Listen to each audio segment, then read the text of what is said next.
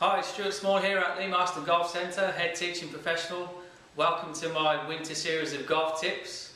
Even though the weather's pretty bad, you know, there's no excuse. You can still practice indoors. If you've got enough ceiling height, I've got my little junior club here as well to make sure that they don't take any lights out.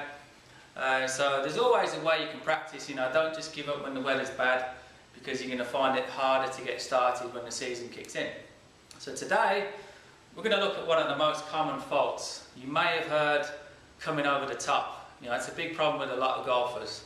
If you come over the top, that basically means at the top of your backswing, the club and your arms tend to move in the direction out here. So that's what we call coming over the top, and then what will happen is you swing through the ball, you will swing across the ball. So the ball will either go left, which is a pull, or it will go left and then it will curve off to the right, which is a slice.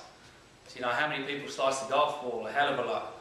Every time I walk up and down that driving range, I can see everybody slicing it, and I can see 90% or even more of the people coming over the top. So why is it you're doing this? And this is what we're going to look at today. Okay, so what happens when you come over the top? Generally what I see on the backswings, I see a big sway. See, basically I'm moving off centre. What we need to try and do in the golf swing is rotate and stay nice and centred. So when you come over the top, generally what you're doing is you're swaying way too much over onto the right side.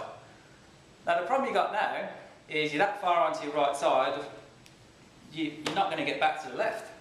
So what will actually happen is if I stay on my right side and then start to unwind the body and start to put the power on, I'm going to unwind on this right hip. Now as I start to rotate on that hip, you can see how the golf club gets forced out this way.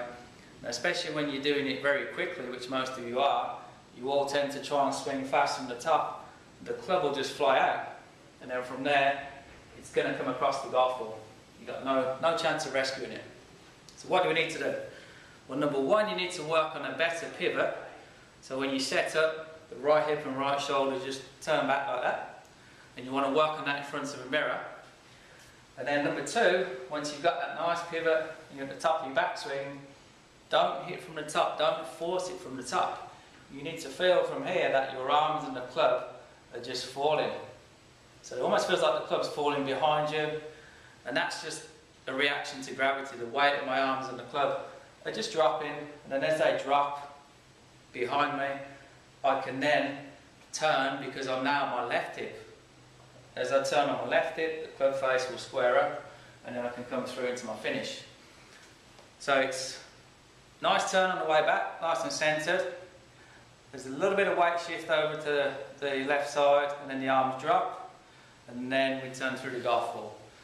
So next time you're slicing the ball to the right or pulling it left, you're coming over the top, you know, check yourself out in the mirror, make sure you're staying centred, make sure you're shifting the weight over. This is the big problem a lot of people make.